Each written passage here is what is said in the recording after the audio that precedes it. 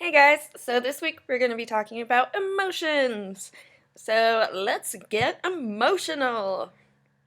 Alright, so emotions are pretty cool. We can even look at pictures of cats and know kind of what emotions they're feeling, or at least be able to project our own emotions onto them. So, on a scale of cat, how are you feeling today? I'm probably a 7. It looks like that cat's about to sneeze, and my allergies are acting up, so I feel that cat.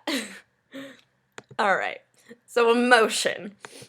Emotion can be defined as a mental and physiological feeling state that directs our attention and guides our behavior.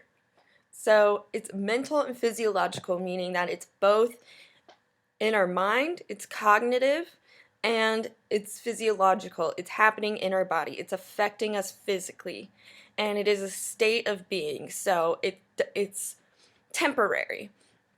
It's fleeting, and it helps us understand what we need to do in a given situation. And there's 3 components to emotion that we think are really important for determining which emotion we have. So the first is cognition and or perception of the event. So say you are hiking in the woods and you see a bear. So you see this bear and you're like, oh, that's a bear. Huh, bears are dangerous. I might be in trouble here. That is your cognition and perception of what's going on. And then the second component is the physical reaction, your physical bodily reaction of what's happening. So your heart rate might start to increase. You might start to sweat. Um, your you might start getting the urge to run. Your legs might tense up. And then the third component is the feeling.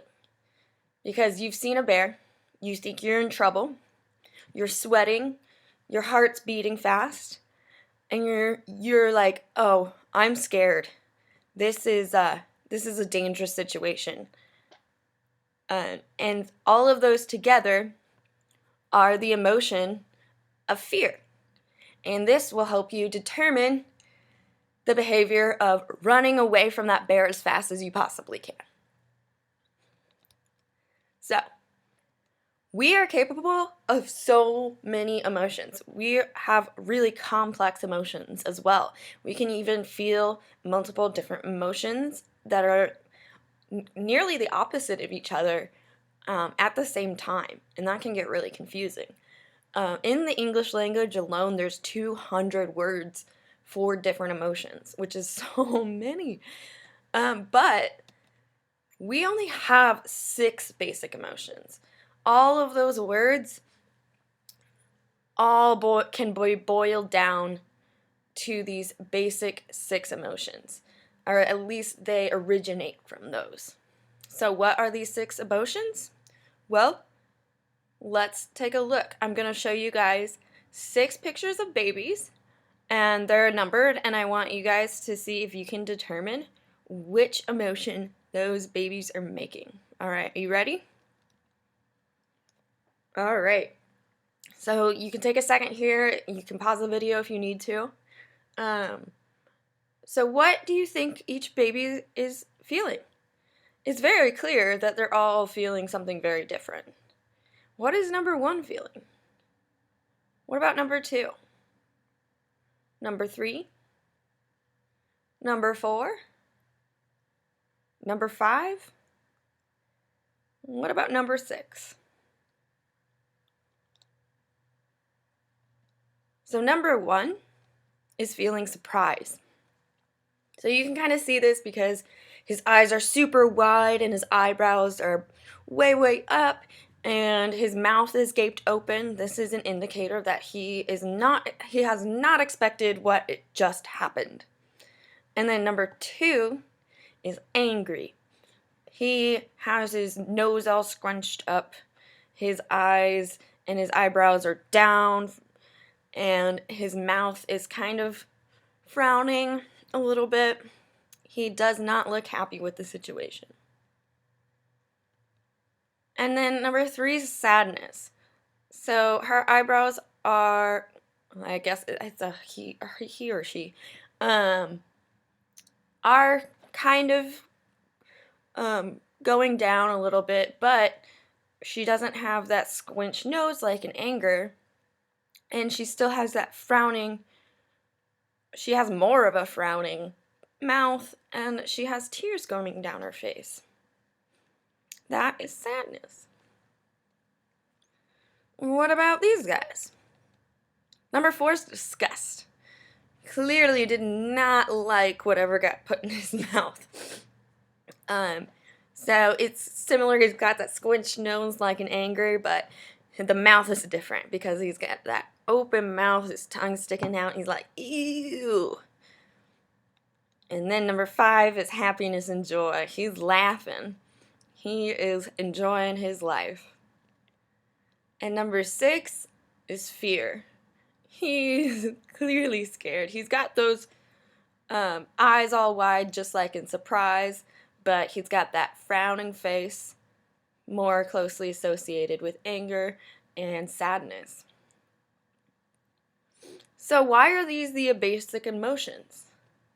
So the basic emotions, as a recap, are surprise, joy, sadness, disgust, fear, and anger.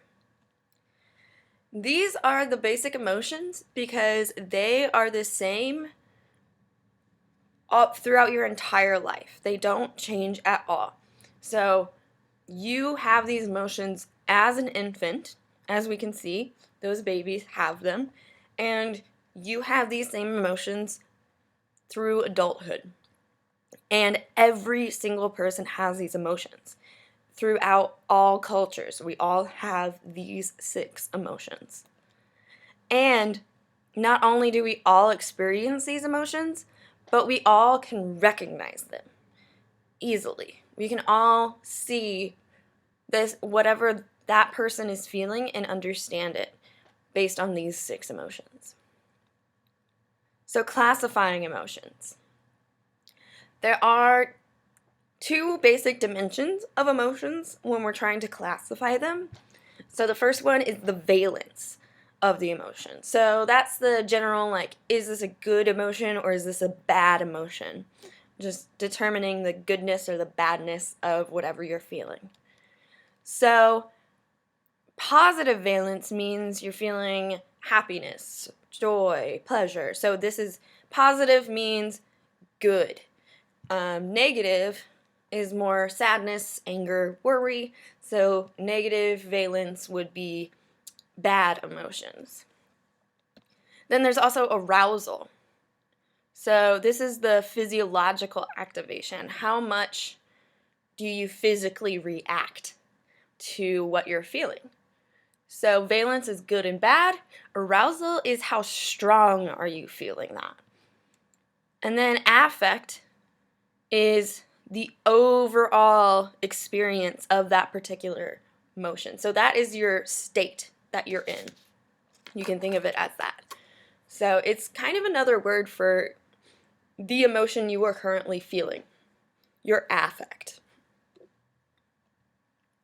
So here's a diagram that can explain this a little bit more about the 2 main dimensions of emotion. So the valence and arousal. The valence is on this red line right here. So it goes from pleasant to unpleasant. So glad, happy, delighted, relaxed, calm are all on the pleasant side. And then you have things way over here like miserable and distressed, but then there's stuff kind of in the middle. There's droopy and tired. Tired is medium, you know, you're not happy or unhappy with that. So that's why it's in the middle here. But things further away, things closer to the unpleasant side are the most unpleasant. Things closest to the pleasant side are the most pleasant.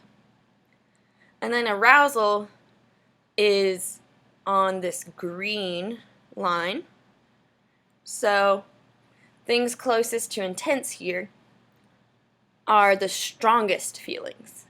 So astonished and excited. These are really intense feelings, and so is being afraid and alarmed and angry. But tired and droopy and sleepy and bored are really mild levels. You don't have a strong physical reaction to those. Your body doesn't sweat or make you feel like you have to make some sort of action whenever you feel those. So why do we have these emotions? Well, there's intrapersonal reasons. So remember this from Gardner's theory of intelligence. Intrapersonal means understanding yourself. So the role of emotions for intrapersonal can tell us how each of us individually work and it helps us know what to do. Interpersonal, so this is involving other people and talking to other people. So the role of emotions here can play a huge part with your social life and how individuals in a certain group respond to each other. So the intrapersonal functions, first of all, the emotions help us act quickly. So when we feel some sort of emotion, like the bear example, that's a good example, is fear. When we feel something that makes us afraid, we tend to act really fast. We tend to get out of there, run away, something like that. So that is a good thing. That is a survival tactic. And that actually can be a good thing to use versus logic in some situations. So if we were completely logical, we might not be able to act as quickly as we should in certain situations. So it also helps us prepare for behavior. So if we should or shouldn't make a behavior or response, this can tell us how we're feeling, and then maybe we shouldn't do that. And then it'll influence thoughts and memories, motivate future behaviors. So what this is influencing thoughts and memories. You might remember a certain time in your life as really nice and really good, and you might have another memory of something that's awful and bad. But in reality, that's your own personal perception of that event, because you're applying your own emotions to those events. In reality, there's not good or bad in them. That's just your emotions being part of that memory.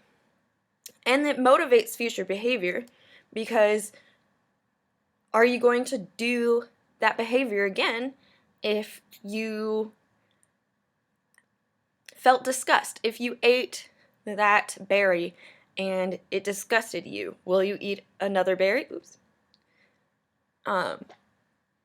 Or if you ate some chocolate and it tasted really, really good, are you going to eat more chocolate? Probably. So it'll help you. All of these emotions are going to help you know what to do in the future. So interpersonal functions are also extremely important. And emotions can help with these because they can be expressed verbally and non-verbally. So body language can be huge. This is emotionally driven. And verbal communication is filled with emotion. Not just the words you use, but your inflections. And then others can reliably judge emotions from our behaviors. We can tell how a person's feeling. So if people are smashing plates and just throwing things everywhere, I'm going to guess that that person's angry. Or if a person is smiling huge and skipping around, I'm going to guess that person's happy. And then we can communicate intent. So if someone's angry, if someone's smashing everything, that's going to evoke some fear. So another person might be like, I don't want to mess with that person right now. They're going through some stuff. So I'm just going to leave them alone. But if there's a person that's sitting quietly alone and they're crying, then you might go up to them and ask them what's wrong and try and talk to them and make them feel better. And then this allows you to communicate about relationships. Relationships are probably the things that bring the most emotion in our personal lives now. We don't really encounter bears too much anymore. So really where we feel a lot of strong emotions is through relationships.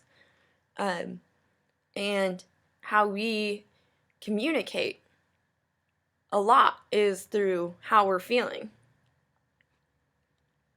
So we're going to get into why we have these emotions, the theories about how they come up, and